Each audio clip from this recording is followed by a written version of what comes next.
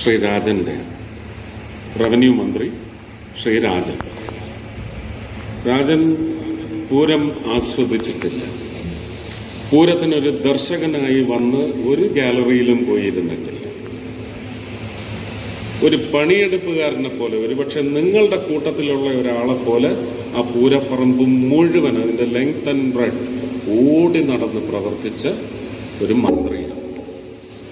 ആ മന്ത്രിയെ ഞാനൊന്ന് എൻ്റെ സ്വതസിദ്ധമായ ശൈലിയിൽ, ഞാൻ കോടീശ്വരനിലൊക്കെ ഇരുന്ന് പറയുന്നത് പോലെ കെട്ടിപ്പിടിച്ച് ഞെക്കി ഒരു മുത്തം കൊടുക്കുകയാണ്. വളരെ മനോഹരമായിട്ടാണ്.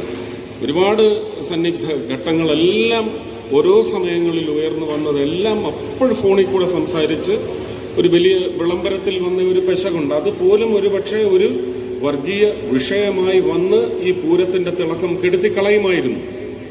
അതുപോലും അങ്ങനെ ഒരു അബദ്ധം സംഭവിച്ച കേന്ദ്രത്തിന് കൃത്യമായ നിർദ്ദേശം നൽകിക്കൊണ്ട്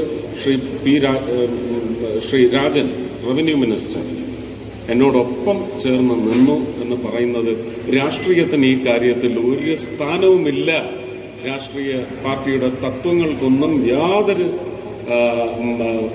ഒരു ബന്ധവുമില്ല ഈ കാര്യത്തിൽ. എല്ലാവരും ഒറ്റക്കെട്ടായി നിൽക്കുമെന്ന് പറയുന്ന പ്രഖ്യാപനം ഞാൻ രാജൻ്റെ പ്രവർത്തനത്തിലും ചിന്തയിലും കണ്ടിട്ടുണ്ട്. അദ്ദേഹം